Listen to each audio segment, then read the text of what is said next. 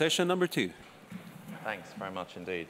So I've been moved off of the main panel into a side seat, but largely because we have a panel of 5 great speakers, and so I just want to spend a minute or two kind of introducing the subject of the second session. So, title of the session: Benefits of Action, the Drivers Behind Success Stories. And I suppose the paradox of the topic is on the one hand that it takes us from the last session, which, if you like, set out some of the landscape issues, into the much more specific opportunities and examples of progress being made on the ground. So it kind of takes us from a wide lens to a much more narrow lens, and we're challenged to go, it's this that's happening, it's that that's happening, and this is why it's working. But on the other hand, we're challenged not to give, if you like, micro examples that are exemplary and should be celebrated, but don't necessarily have any scaled pathway. Yeah, so it challenges us not just to give good examples, but to show how success stories, drive, Chris's remaining 60% or 80% of those who are not part of those front-end leadership examples into action. So if I was, summarizing what this session is in terms of what we're trying to get out of it, is moving from landscape to specific. What are the examples, of where good practice on the ground, is capable of driving scaled change and dragging that rump of the business community, governments and countries that have as yet not fully as engaged as they could be going forward. We've got 5 excellent panelists to kick us off, more or less following the same lines as the last session. We'll take some opening comments and then go to the floor and take some remarks and observations from other participants. Georg, we're going to start with you, so if you could set the ball rolling, that would be great. Thank you very much, Your Royal Highness, distinguished ministers, excellencies. Simon, against your good advice, I do feel obliged to make 2 general points, which I felt were missing in the first panel. I think the first one, I want to say that the theme of this session is just wonderful, creating a race to the sustainability top. I wish this were indeed also the title of the upcoming Rio+20 conference, because it sets the right mindset. How do we actually create the race to the top so that sustainability practices are rewarded and nurtured and supported? And one of my first answers to that would be a systemic one, which we can't avoid. We need to embrace openness and multilateral cooperation. Openness, trade, investment is the most effective way of diffusing technological solutions, and in the absence of openness, we cannot really achieve sustainable development. The biggest success stories in the last couple of years have to do with mobile telephony, technological change, and how rapidly it was applied around the world, and how helpful it has been in creating both societal benefits but also sustainable benefits directly. So the first point I would make is openness has to be part of the sustainability agenda, and with it comes, of course, good governance, because in the absence of incentives and the right enabling environment, openness and technological change cannot deliver. And the world is still massively imperfect in many places around the world. Transparency International will remind us that systemic corruption is in at least 70 countries, and in many countries there is government governance failure. And under such conditions, technological solutions cannot travel fast enough to have the benefit they could deliver. So good governance, I would suggest, also has a very important role to play for market solutions to make its due contribution. Innovation and technology, key to all we are doing and saying and thinking, and the best hope is in the future and in creating the solutions, and plenty of solutions already available. The clean tech market is estimated something around 1.7 trillion already, going to $2 trillion. The challenge is to grow it from $2 to $10 trillion. How do we grow the green market? How do we ensure that solutions are diffused rapidly, that we don't have barriers against the diffusion of green technology? Absolutely key. Then on the role of business itself, Chris was very generous with 20%. I buy it, not quite, but almost. According to our estimates, it's rather 10%, but going to 20%. And I think that's indeed the great opportunity. And how do we do it? One way is to create issue platforms where like-minded corporates can actually overcome systemic barriers. Water, low-carbon solutions, women empowerment, agriculture, sustainability. There are already huge platforms out there with hundreds of companies aligned from all countries around the world who in their own practices are already integrating sustainability at the leadership level, at the operational level, in the value chain. But these companies are still a minority. They have not yet really made the march through the institutions. Most of the representative business associations are not yet sustainability associations. They rather lobby for something else. So we have to grow that share as rapidly as possible. And that is one way forward through smart incentives, encouragement, public-private partnerships. Many examples are out there. And here, probably the most relevant ones is for governments to be an enabler, to create the space for such voluntary complementary initiatives to grow and to complement what governments do or don't do. And here the complementary nature is very important, and I think it has proven in many places around the world that it can and must coexist, and one encourages the other. The hope is that over time, actually, enlightened voluntary leadership also encourages government leaders to be courageous themselves and to show leadership that is future-oriented and not just crisis management-oriented. So these are my 3 pennies contributions to this debate. First, I think openness for technological solutions to travel fast. Secondly, good governance, essential to overcome systemic barriers. There cannot be market-led solutions when there is no peace, when there is no enabling environment. And then how can we grow voluntary initiatives from 10% to 50% so it becomes a majority and actually also changes the political spectrum within the many countries and helps to grow this bottom-up, make the case for sustainability. Plenty of good examples already out there. We have to nurture them, we have to grow them. Thank you very much. Great. Thanks very much, Gil. We'll go straight on to Rachel. Well, I think that as we talk about sort of inclusive green growth as the pathway to sustainable development, I think we have to, is this working? Sorry. Hi, sorry. As we talk about all this conversation around inclusive green growth as the new growth pattern towards sustainable development, I think we first of all have to be comfortable with each country starting where they are, which means that, you know, the decision matrix for a developed country is different from that for a BRIC, is different from that for a fast-growing economy, is different for a low-income economy, different for a fragile state. But everybody could make a start.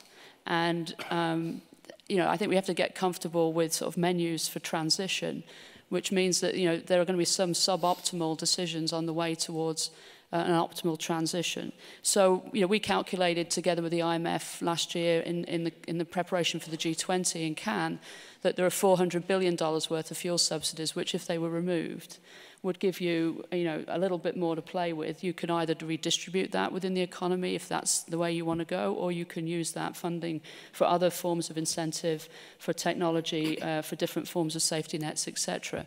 But we also know that there's right way and wrong way to do it. So Iran, not often used as an example of good practice, removed its fuel subsidies in an extremely smooth way by concentrating on a massive information campaign about why fuel subsidies did not benefit the poor and that the removal of them was actually in the benefit of the poor. You can contrast that with some other countries who famously moved very quickly to remove subsidies for all the right reasons, but without being able to persuade the population that this was actually going to be in their interest. So we've got to be able to tailor solutions country by country. But, you know, just to spice it up a little bit, Simon, I would disagree a little bit with our sort of linear approach here. I mean, and not to pick on Georg, but I mean, Georg said that, you know, there's no sort of ability for markets to work, you know, in the absence of peace and democracy. I mean, that's a fallacy. In a conflict country, private sector activity is what keeps that country together. It just goes underground. And our ability to, post-conflict, work with whoever's been there and bring them up and put in place the fundamentals of access to market, the ability for small, medium companies to start trading, etc. These become the essential building blocks. So nobody can't start the pathway towards inclusive and green growth. And I think that we just sort of categorize linear approaches in a way that isn't particularly necessarily always helpful. Now, just my final point in terms of how to get this sort of race to the top going, the role for public policy is to set the floor, is to set the conditions for an investment climate that the private sector should operate into. But too often our investment climate work and our focus on regulation is any old private sector activity. I think that helping countries, especially developing countries, to set the conditions which would make it pay to be best practice means a more sophisticated set of regulation and administrative approaches. I think we also, as we heard yesterday, need to get over this voluntary principles versus regulation. Voluntary principles often go ahead of regulation. The private sector moves ahead of the public sector for lots of good reasons. And then this iterative process of the public sector then ratcheting up, confirming that that is practice that they want to see, and then letting the private sector go beyond. But at the moment when it is cheaper to be illegal, let alone legal, let alone best practice, then public policy needs to attack the subsidies and the misappropriation of regulation that makes it extremely difficult for best practice to survive. There are examples of going to scale. The Loess Plateau in China 30 years ago was a barren desert. Today it is a productive landscape that keeps millions of people food secure, keeps millions of people in jobs, has watershed management and is sustainable. That kind of program is now replicated in miniature in Rwanda and will be across East Africa. So we can actually transform and take back the environment and make it work for people and make it work for the economy. And so I am optimistic about this, but the role of public policy in setting the floor and then not constraining the private sector to raise the ceiling seems to be the key. And that will be different in every country depending on where they are. And would you draw a particular, as you did with Iran, a particular example of a country that has moved effectively, particularly, say, amongst the more rapidly emerging economies, that has moved more effectively in establishing a policy environment that, if you like, encourages companies to benefit from the right thing? Yeah, I mean, Chico Catani is not here, but I mean, I think, Brazil gets a lot of attention because perfection has not been achieved, but they've achieved extraordinary good. And one way of doing that has been the alignment within the public-private debate in Brazil of interest in the private sector and the public sector in the advancement of Brazil, which can only happen on the basis of the stewardship of natural resources. Is it easy? Do they get it right every time? No. But I think you have a banking sector, you have a banking regulator, you have a national development bank, you have productive manufacturing and heavy industry from the oil sector to gas, to agriculture, all actually struggling with how to make Brazil sustainable. And I think that that should be celebrated and supported rather than everybody trying to pick off the little bits that don't seem to work. Brilliant. Thank you very much. Frank, can I move on to you? Please. Thank you. I think this panel is a call to action. For the last 4 years or more, there's been some level of awareness about the sustainability challenge, and there's been a lot of action, but we seem to be stuck somehow. And 60 days before, or less than that, before the Rio+20 summit, we still haven't got it together. So, in spite of a lot of action, I just wanted to share with you a reflection. What has happened? In this year, economic analyses are more sophisticated, we have scientific advances, policy frameworks and mechanisms, communications to deliver messages to people that were not thought about years before, and in spite of some gaps, stronger institutions to deliver results.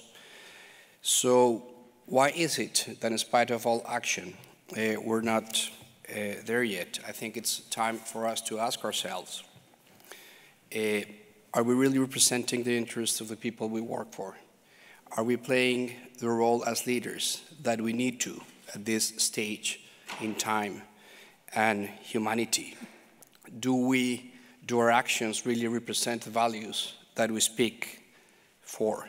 Or are we being distracted by political or economic interests that really derail us from our tasks?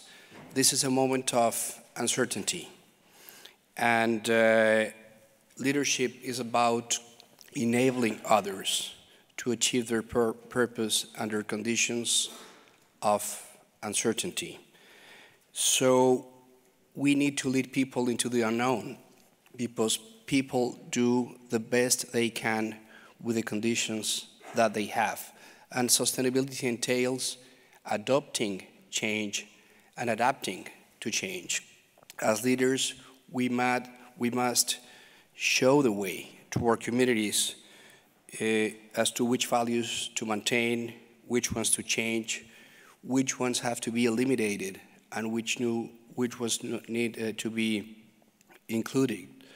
We need to be willing to trust ourselves, trust others. We need to be willing to fail. And in countries like Colombia or other countries in which there's poverty, we need to be willing to enable people, to empower people, so they're part of the solution, even to the extent to which we can become irrelevant. We need to be willing not only to distribute good news, but to distribute costs and responsibilities, for example, to the private sectors. So the barriers that we're facing today and the barriers that we're facing in the Rio+20 issue today are not economic, technical, or political. They're just manifestations of deeper issues. We might be trapped in our roles. We might be confusing our roles with what we are as individuals. We might have forgotten about human dignity and working for peoples that don't have a voice. So this, before action, I would encourage us to reflect and to have vision, to imagine something that is greater for all, to have curiosity to understand why things have not worked so far and how can they work moving forward, to have disposition to understand different perspectives and to reconcile those, to have character to make decisions and set the limits, even if some group of interest don't like it, to have the discipline to execute and follow up with method, and to have the generosity to allow others that have not yet been born to rejoice in the fruits of our labor. And after that reflection, we must act now because there's a sense of urgency. Thank you. Maybe in the second round, Minister, we can come back then to the sort of the second part of the paragraph, if you like, which is building on that. Where does one take that action agenda, and perhaps drawing one or two examples from your own work and leadership. Minister, please. Thank you very much. You used the picture of a race towards the top. And what is important in a race? One, it's pretty important to know where you're going. So a clear vision of where we are going is a good idea. Secondly, it's pretty important to start moving. Action now, yes. And thirdly, it's pretty important to get the players on the scene to understand what the game is about and to get them to compete in the right way. So this would be the image of the race that I would see as the framework for the discussion today. Good. For the first thing, the vision, where are we going right now?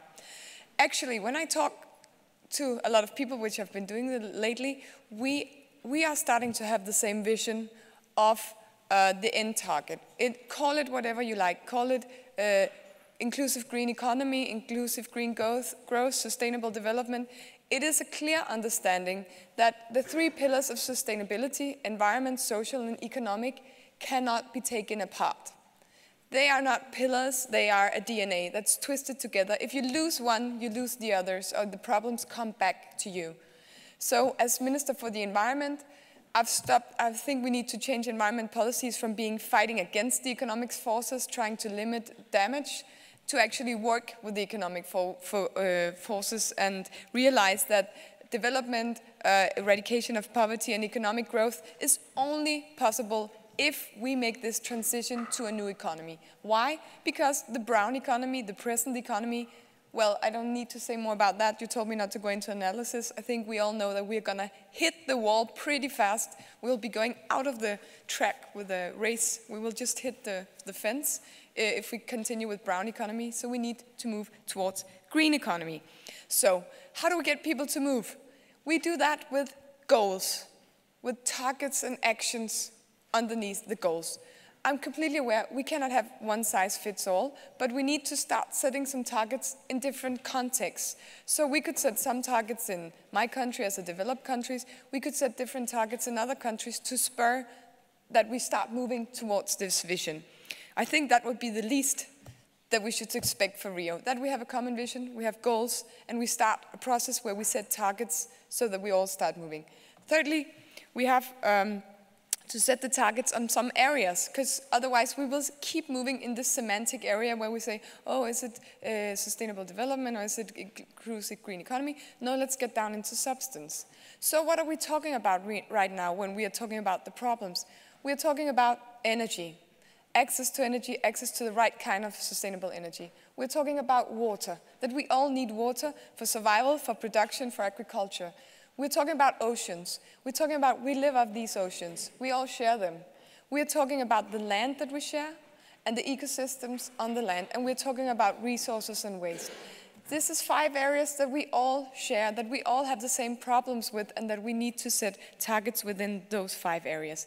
If we do that, if we start to move into the substance and discuss that, then we get the actors to come, because then they know what we're talking about. Right now, the actors out there, they're like, what is this exercise about? What are you talking about? If we start to set these goals, if we start to say where we're going, we can get the actors to engage. We can get the young people. We can get the businesses, the private sector. We can get the city level, all the new actors on the scene that we need to get moving in the right direction. We can get them moving. So I think it's a good, strong image, but we really need to be concrete. And I've proposed, or from the EU side, we're starting to talk about these 5 areas. It could be others, I think, but I think at least it's hard to say we don't share water, energy, land, oceans, and that they are actually causing us a lot of problems and are right now limits to growth. So instead of considering these as limits to growth, we need to handle them in a way so that they enable us to grow. We will have no growth in the future unless we make this transition towards a green economy, inclusive green economy, in the context of sustainable development and poverty eradication. I've now moved from this image of a race to the top to this crash that you described, which is difficult. But I just wanted to ask one follow-on question. So if we relate the goals and targets not so much to a company, which I'll come on to in a second, but more to a nation, a city, or indeed multiple nations, Rio, how does one build credibility into that process? You know, how does one convince one's own constituencies that the pain of setting targets at such a high level, you know, is worthwhile? We talk too much about pain for too long. So we need to show the positive visions. And I mean, in Copenhagen, I can show you an example of inclusive green economy. We have the harbor, or it's the same thing in Sweden. You can swim in the harbor. We lifted a whole area, which was socially really, really uninteresting. House prices went up, investments came to that area, and so we have the social, the economic, and the environmental side pretty clear. But I can also give you an example where in Kenya, I visited this village where they got a water pump driven by solar panels, PV. And they had, then you pay with your cellular phone. Everybody, even the poorest people have a cellular phone. You get a little chip, so you put some money on that one and you go and get the water. So what's the environmental side is clear. It was not driven by diesel, it was PV. You saved about 40% water. Secondly, the economic side, pretty interesting, no corruption, because everybody can see where the money is flowing. The young men could buy the water at 3 shillings a liter and sell it at 10 in the next village and create a small economy and actually a living. And thirdly, the social side, which is the most beautiful side, is that the women and the children, they didn't have to walk 10 miles before they started their work or before they went to school to get water. And even more beautiful, which I personally as a woman really enjoy, that when men's job become women's job, they lose status. I think most of us have seen that. But when women's job get a little chip and some technology, they get status. So they actually got all the men to start getting the water in that city, which I think is pretty strong. So this is another image of inclusive green economy or social sustainable development encompassing all 3. Why not talk about that instead of always talking about the pain? I mean, maybe it's better to give them loans to have a water pump like that than to give them loans to keep paying fossil fuels at a too low cost. Okay. I'm just going to go back along the panel briefly to Minister Pearl. Can I come back to you just for 1 second? Because I know that the subject of goals and targets is very close to your heart, particularly in the context of Rio. And it would be great just to get a kind of feel for you on the same question, kind of how can the setting of a new architecture of goals, as the previous minister has said, really be convincing, be compelling, and drive change? We think the Sustainable Development Goals are a mechanism to achieve some objectives in which we, on paper, are on agreement. And there will be a mechanism by which each country voluntarily could subscribe to them. They're not in conflicting with the Millennium Development Goals, but they complement those. They address key areas in which all of us are in agreement, or most of us are in agreement, that need to be addressed. And they will be a tool for countries to implement specific policies. For example, in Colombia, we have a problem with cattle and greenhouse emissions. And there's 4 elements that we need to take into account when defining specific policies. First of all, we need to include the community. Second, the private sector. Third, academy or scientists. And then, of course, government. The Sustainable Development Goals will allow us, for example, in the case of Colombia, to perfection a mechanism of silvopastoral initiatives by which the production of cattle is increased by 5 times, the use of soil is optimized, the use of water, the use of fertilizers, and the income of cattle ranchers is increased. But more than that, community is able to have ownership of their own process of taking care of the environment.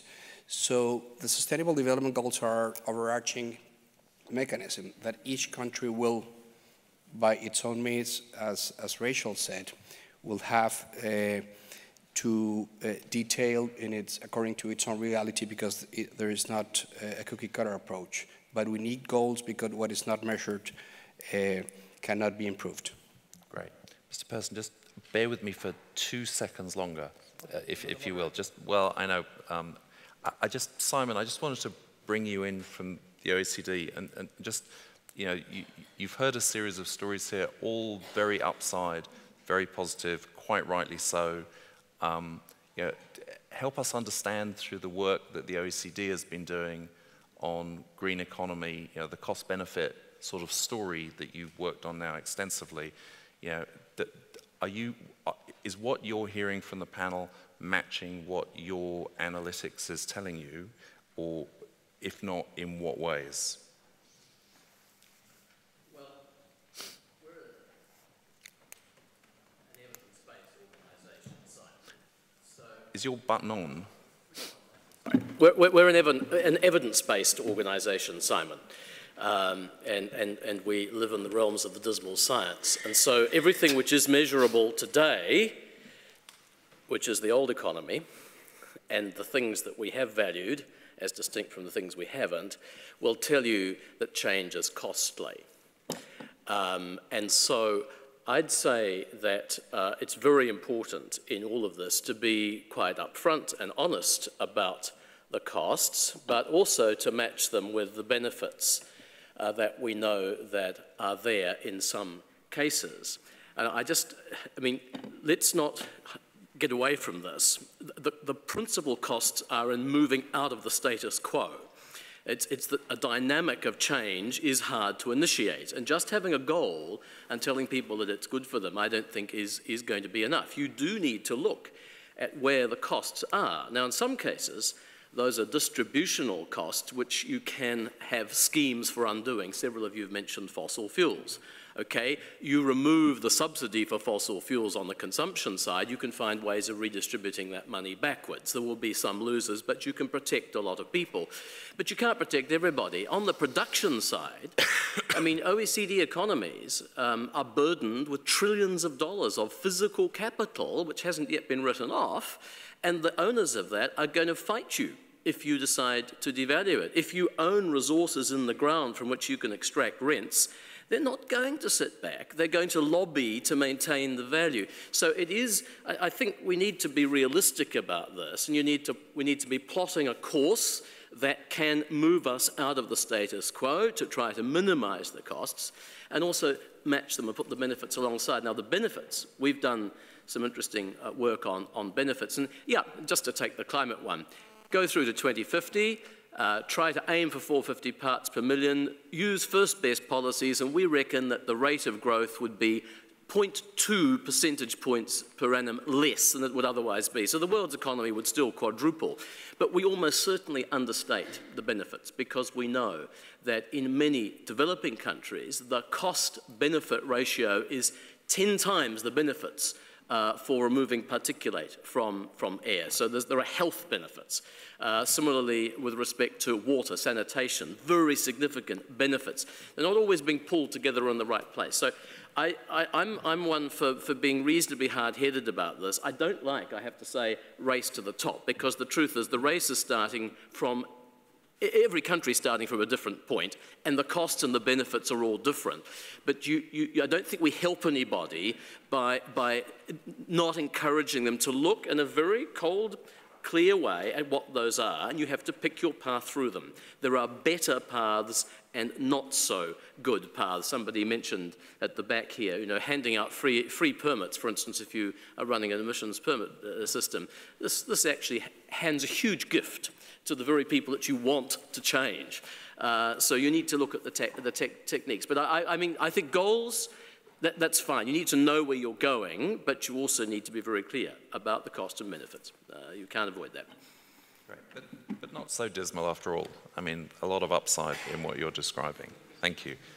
Thank you for being patient, Mr. Pearson. Let me come back to you. I actually want to start with a sort of a Volvo question. You know, it's kind of Volvo's kind of been around for a long time. We don't need to go into its detailed history, but you know, your predecessor, as I understand it, was kind of also one of the leadership CEOs that was sort of around at the time when this journey internationally began.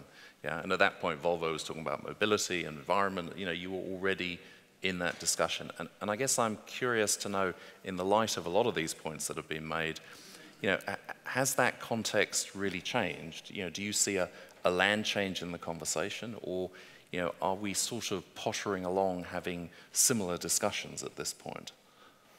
I think for us, 40 years ago was very important, because up until then, since the 1920s, we had two core values in the Volvo Group. It was quality and safety. But after the Stockholm conference 40 years ago, we added the care for the environment as a core value for the group. And that had an amazing impact on the group when it comes to actually directing investments, addressing some of the points that we have heard from the panel today, also having a focus on how to get to the solutions that is needed. And perhaps most importantly for the company was to have a realization for ourselves that we were part of the problem, but also creating a huge fighting spirit and competitiveness to not only be part of the solution, but actually lead the solutions and implement the solutions. And that over the years has taken expression in many different examples. And if we want to talk about the race to the top and also have good examples coming out of it, we started already in the 70s with, in Brazil with Curitiba to implement bus rapid transport systems that was actually sustainable not only from the environment point of view, but also from a social and from an economic point of view.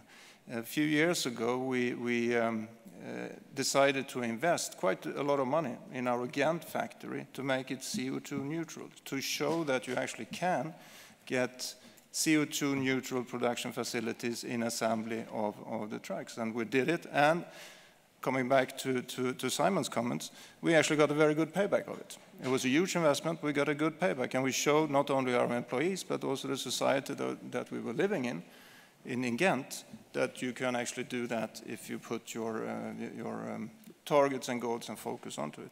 And finally, in 2007, we lined up 7 identically outside trucks, or they looked identically on the outside, but inside, all the engines, all the drivelines were different, and they were all on the alternative fuel, electromobility, hybrids, and so on and so forth. And standing in front of these 7 trucks, you basically could say that technology is one thing. Technology is moving on, and technology we as a company needs to take care of, and we do, and we have done, investing a lot in those companies, in technologies. But you start to realize that you need to have a market. You need to create a market for those products in order to fully utilize the benefit of these new technologies that we in the industry has developed. And there I think it's a huge challenge for the industry, for the society, but also of course for the customers to create that.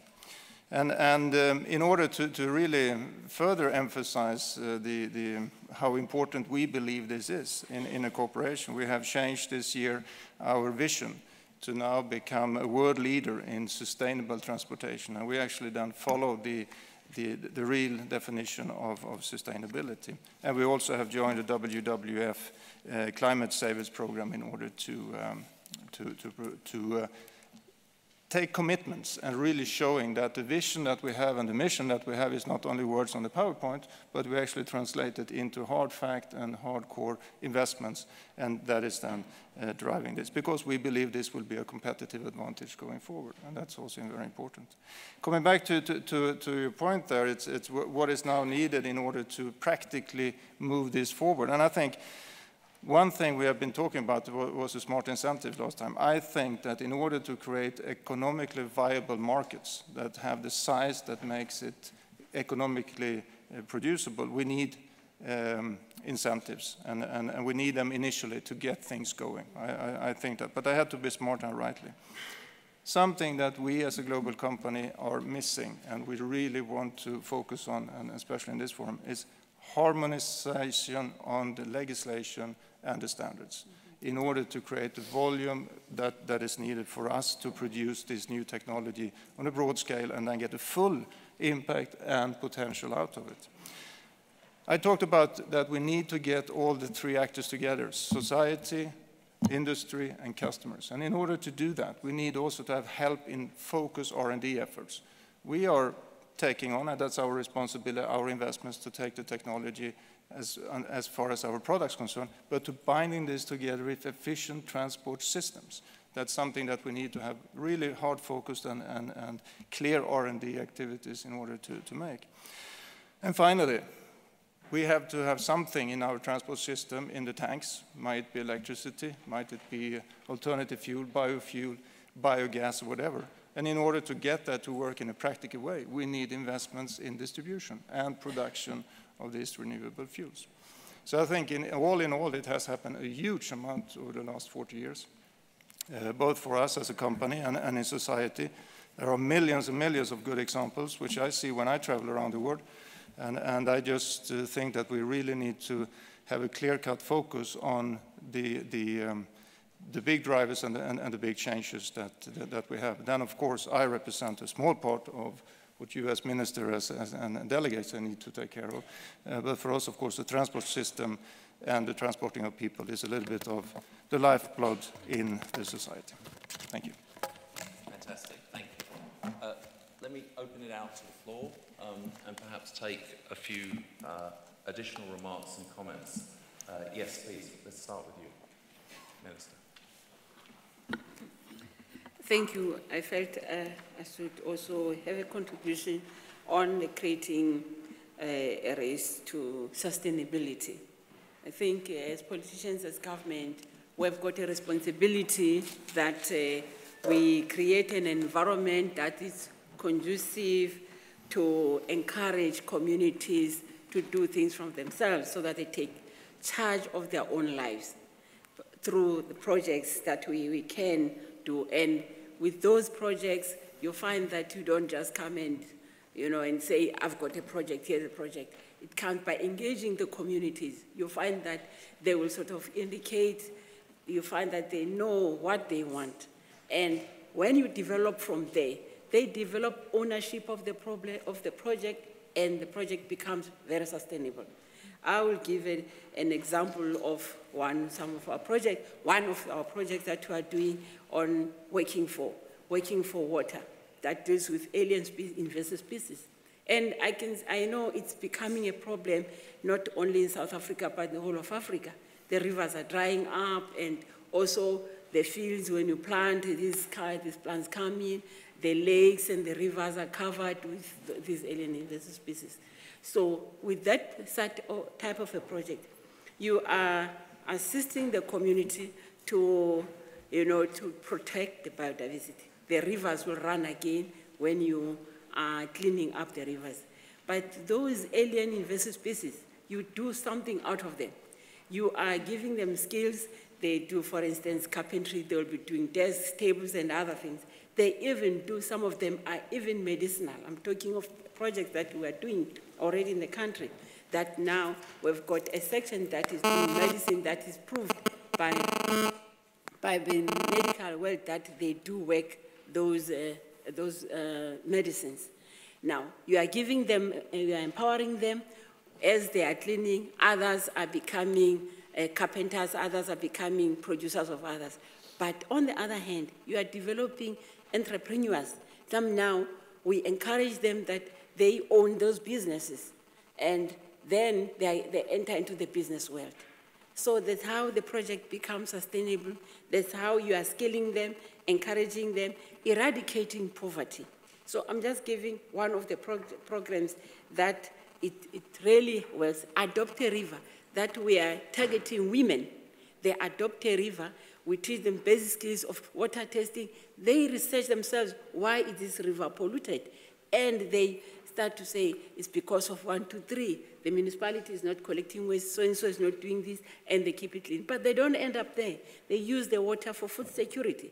And when they grow the vegetables, now they have to add value to the vegetables. It's a smaller company. You talk to these big companies to train them, to give them the technology. They start preserving, making frozen foods or tinned foods and others. So those are some of the examples that if we can create sustainable livelihood for our people, for eradication of poverty, and also to taking charge of their lives. And those projects become very sustainable because they see the profits that are there. Thank you. And Minister, can I just ask you a short follow-on question, which is, it's a fantastic example of making stuff happen on the ground, and explaining how and why it happens on the ground. Does that, how can those processes benefit from an international framework and an international process that we're all involved in here? They do benefit because, for instance, the one that I say they develop their own, they can add value to what they're producing, those women. I met some of their products in another country that it was labeled to show that other countries are now importing, they're able to export what they're doing. The project of conservation of indigenous medicinal trees, they were now exporting some of the oils that they were producing from those trees because we partnered them with Oils for Africa. So they benefit other countries. Other countries also learn that we have got, South Africa has got certain medicines that we don't know of, that we didn't use. So international community benefits from what comes from a developing country, Africa. Thank you. Fantastic. Thank you very much. Please, Goran. Thank you very much. I just wanted to contribute a little bit with within our global Coca-Cola framework that I work for, contribute a little bit with what we're trying to do locally and actually in getting action and moving ahead. There are two aspects that we're doing. We joined a local network of local and international companies in Sweden called the Haga Initiative, which has very ambitious climate goals.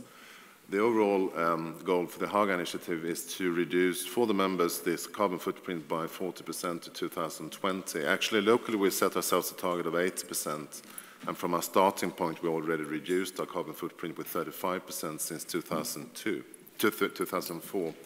But the important thing, I think, with the initiative is that we try to approach this from the opportunity end. It's so easy to get stuck in the lowest common denominator. And many of the core skills which are fundamental to this are inherent in successful businesses and good businesses, because it's about, as Mr. Persson said, setting an objective, making a philosophy a way of life, setting objectives, making plans, execute the plans, follow up the goals, change the plans when they don't work, and go on. And that's core skills of companies. And we tend to forget that an important piece of business and making a profit is actually to manage scarce resources in a wise way. You can't successfully run a business if you're not managing scarce resources. And that's important, and that's core skills of companies that we tend to forget when we approach the environmental challenge or opportunity. The other thing, as an example that we have done, although at the beginning is a bit difficult, is to take the approach for areas which is important to us to be a demanding customer.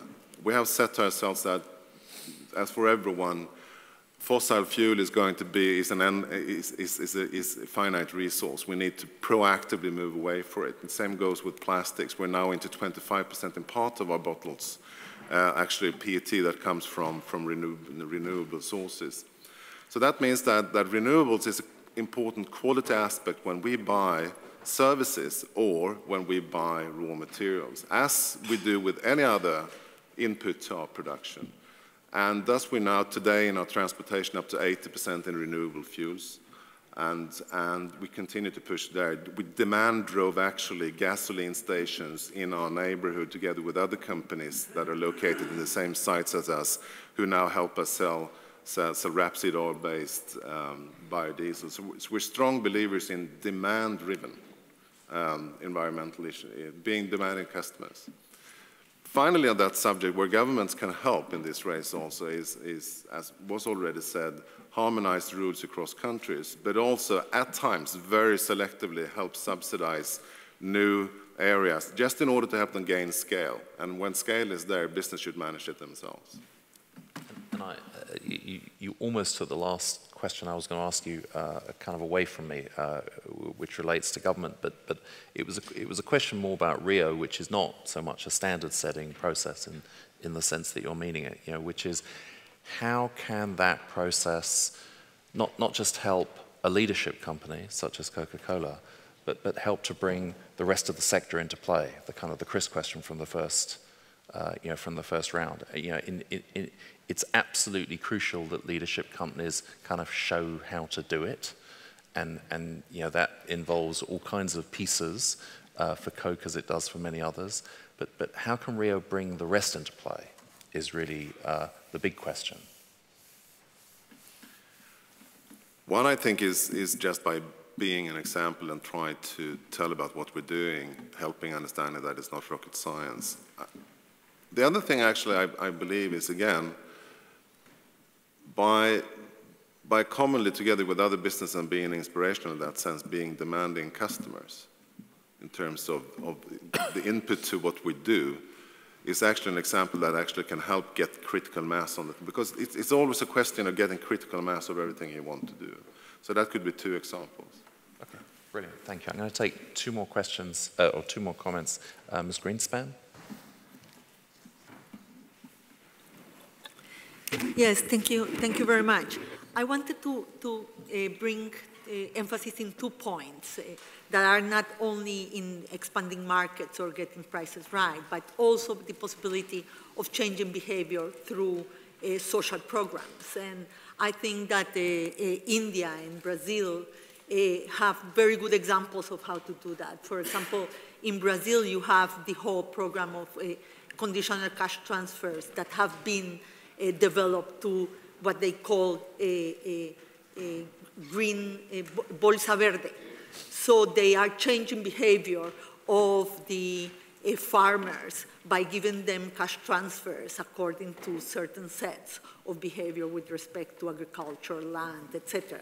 So it's not only getting prices right in the market or subsidies in the market, it's also changing behavior by social programs. The same happens in India, for example, with the employment guarantee scheme in the rural areas, where they have incorporated into the scheme, behaviors that are sustainable in terms of farming and etc. So I think that if we are serious about talking about not only the economics, but also the social and the environment coming together, also social programs can have a very important influence in changing behavior and fostering sustainable practices.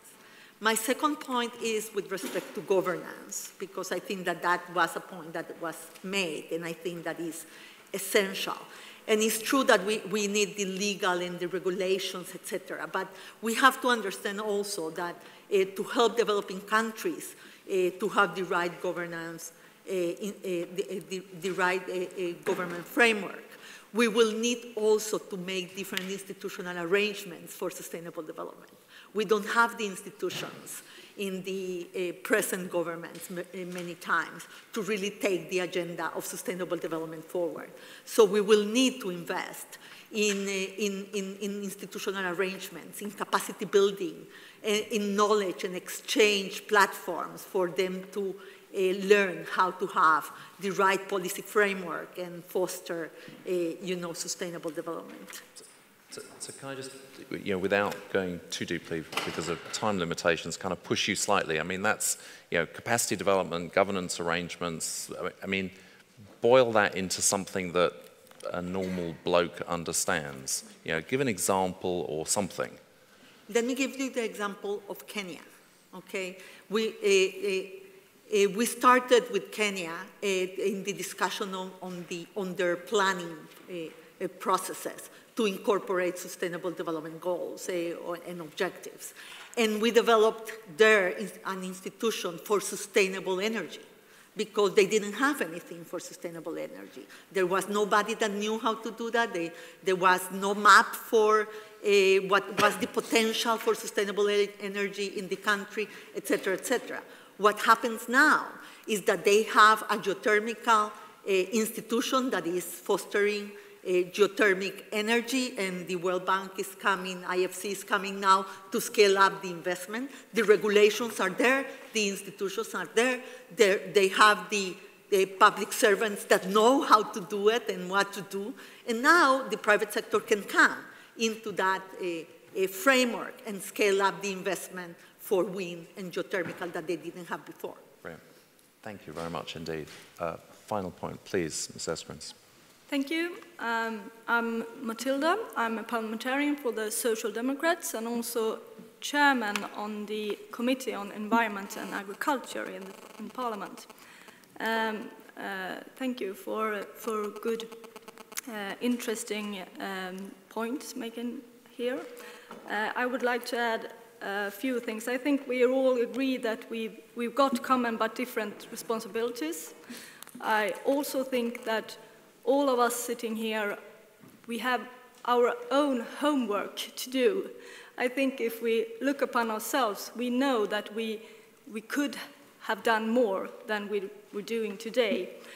For Sweden example, I think we have a homework to do when it comes to phase out fossil fuel subsidies. I think we have a homework to do when it comes to scale up renewable investments. Or environmental friendly investments. And it would be interesting to hear the panelists elaborate a little bit about what's their homework, and is it something that they think that they could bring into the negotiations in Rio that actually could be something that we set common targets on. I think, for example, on the World Bank, still handing out loans to coal plants instead of cheaper solar and wind energy and so on. So it would be a little bit interesting to hear the panelists saying a little something on what's their homework, and is it something that they could bring into the negotiations. Thank you. Brilliant, thank you. And that sort of half certainly I can carry through into the last question I have for the panel, so thank you for teeing that up, actually. That's very helpful. So last round, ladies and gentlemen. I think the question, it might be about homework. I think that would be a fair way of framing it. But I think it's how can one use leadership practice to demonstrate the benefits of the transformations that are needed in the discussions and negotiations in Rio? Not what example now, but how can one really structurally get beyond the illustration to give a sense of confidence to those that are not in the leadership role, that moving forward more rapidly, moving forward at scale, will make sense to them as nations, as communities, in many different ways. And perhaps we'll go in sort of a reverse run, if we can, from Mr. Pearson, from yourself all the way across to Georg. If I can ask you, just for the purpose of time, perhaps to limit your conclusions to about a minute. I think from my point of view, and I'm definitely not an expert how to create that leadership, but if I take my own example and the company I'm in, one key success factor is actually to create this focus and making sure that the focus is not spread out on too much. And in our case, it's 3 core values. We take our investments decision based on is it aligned with or not with our core values. If it's not, then we don't do it. And we can, of course, be in a situation there. But when it comes to actually driving change and also making sure that change are implemented and the leadership is there, it is, of course, a focus is of great importance in order to be able to measure, be able to see the impact and so on and so forth. Okay. Thank you very much. Minister. Well, I was pretty inspired by Louisa in the previous panel, who said that politicians are there to make the difficult decisions so we can make people make the easy decisions. And I think that should be a reminder for everyone who's making decisions that we should make the difficult decisions, but do it with a long-term perspective so that we show people that the difficult decisions are the right decisions. That's about being a leader, that's about being visionary. That is to show people this might look tough tomorrow, but this will improve your life substantially in a while from now. This needs to be explained differently in many, many different contexts. In a developed country like mine, we talk a lot about resource efficiency. Why? Because it's something that ministers of finance understand. It's something that heads of states understand. It's something that actually normal people understand, that it's good not to waste a whole lot. I mean, everybody can understand that it is. In Europe, we lose about 40% of our water in the systems. That doesn't make sense. So it's economically unsound, and it's, for normal people, waste in a way that they don't morally accept. So you can actually talk about that. This is resource efficiency. You can talk about a security issue to actually ensure that we have the resources that we need for our well-being in the years to come. If we don't have phosphate, we cannot make agriculture. If we don't have materials like the rarest materials or metals, we cannot build what we want to build. We cannot create the technology that we want. On the other hand, if we become really good at using these in the right way, we will have a competitiveness that will make us be able to sell something, to export, to create new jobs for people. So this is, of course, maybe, I mean, this is, in my context, the way I would explain it, so that we make the difficult decisions. And I can spend a lot of time telling people what will happen if we don't do it. But my experience is, as politicians, we've talked a whole lot about worst case scenarios, and they're just moving towards us, right? We're just following the worst curves ever. So that obviously are not really moving people. So we need to talk about also the benefits of the actions that we make. And one last thing to the companies.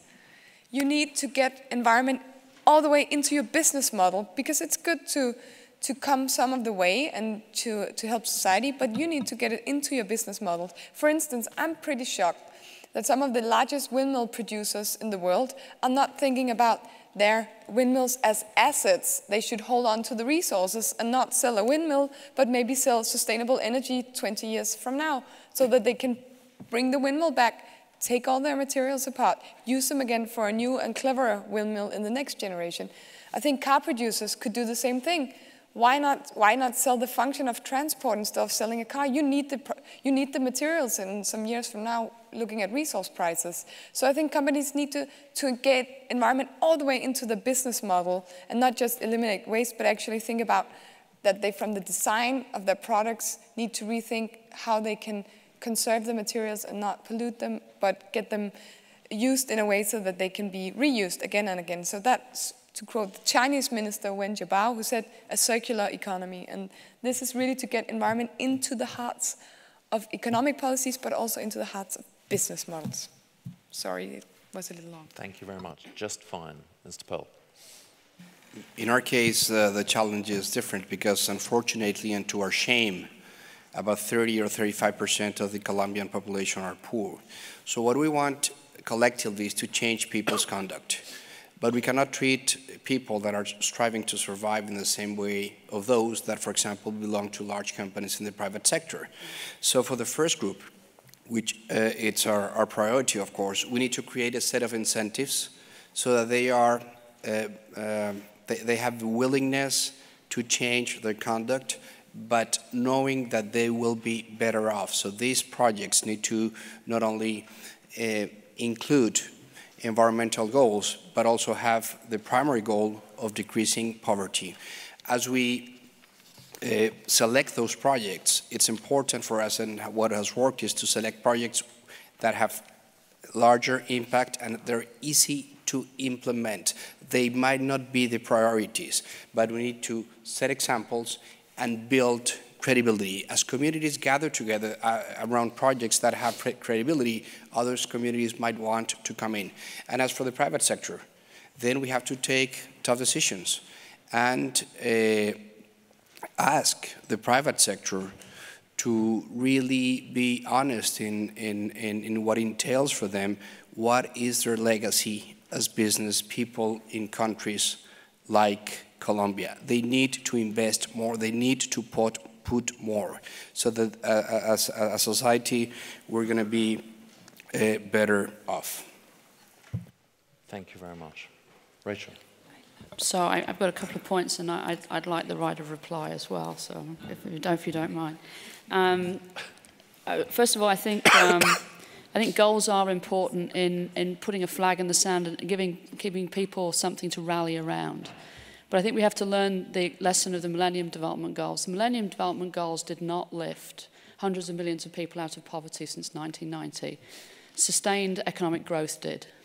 What the Millennium Development Goals did is give people a focus to rally around, making sure that growth had an impact for the positive aspects that we agreed upon, whether it's maternal health or access to water, etc. And so I think that as we have this conversation around goals and sustainable development, we really need to get serious about what are the goals that we're trying to set, which are a proxy for the kind of inclusive and green development or green growth that we want to have.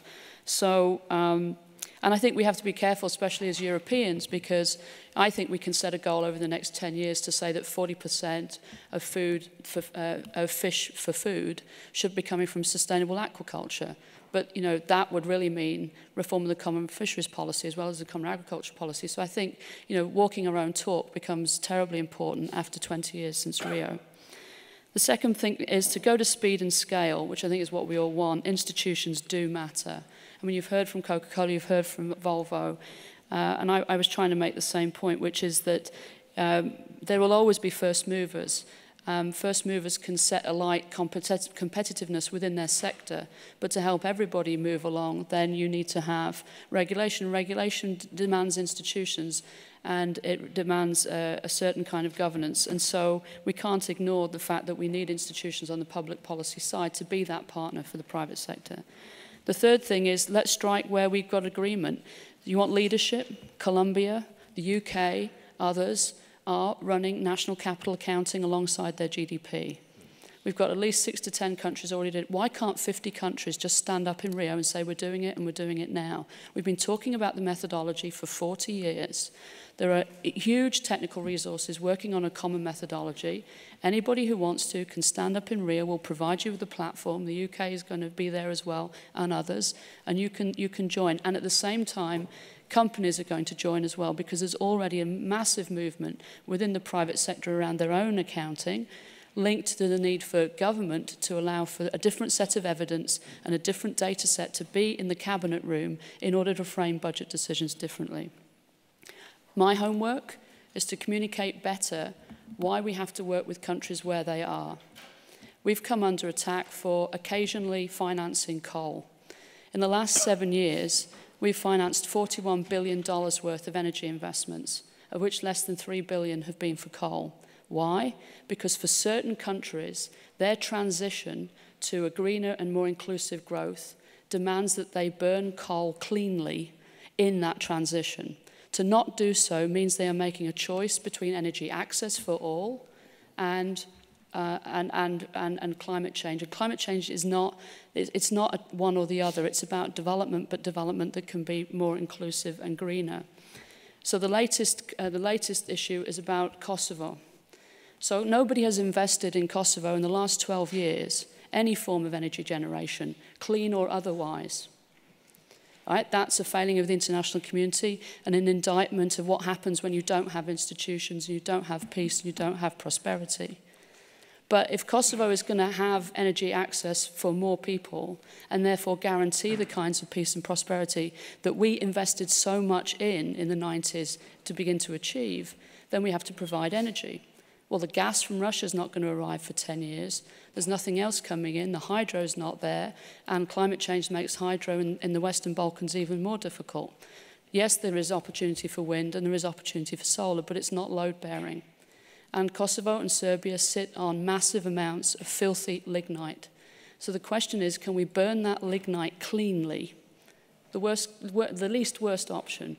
But can we burn it more cleanly than they are currently burning it, making hundreds of thousands of children ill every year, as a transition towards hopefully gas, hopefully hydro, hopefully new technology. Those are the really difficult trade-offs that every country has to make based on where they are today and where they want to be in the future. And occasionally that means we're on the wrong side of the equation for some people. Brilliant, Rachel, thank you. Georg, last word to you. Well, thank you, that's a real privilege. I do believe we are in a difficult period where building global consensus forward-looking is not easy to be achieved. I think Rio is a wonderful opportunity to build momentum bottom-up again. And many of the examples we heard today speak to the importance of supporting innovation on the ground and looking for winning solutions and exploring how through partnerships and collaboration, both global and locally, we can give more impetus and thereby also encourage policymakers to move soon as well. In the end, we all need global leadership and we all need to rebuild and work towards this. I think the good news is also that the geography of sustainability innovation has migrated all around the world. Technology is accessible from many parts now, and we heard of great examples, and there are also many more examples of collaboration where private sector not only individually proves its commitment to sustainability, but also engages with suppliers, with local networks at the country level. And that's where the shared value notion of foreign and local is increasingly making headways. And my call would therefore be to support bottom-up growth of sustainability solutions and to give them a hand and to encourage them both through the many approaches we may have, hopefully, at Rio and beyond. Georg, thank you very much. Ladies and gentlemen, if you can join with me in thanking the panel and other contributors to the session. I didn't want to get on your whole business. So, this is not a moment for a coffee break. So we're going to move straight on to the final panel. So if I could ask this panel to, with grace, go to your seats in the floor, and the third panel to come and join me on the podium, please.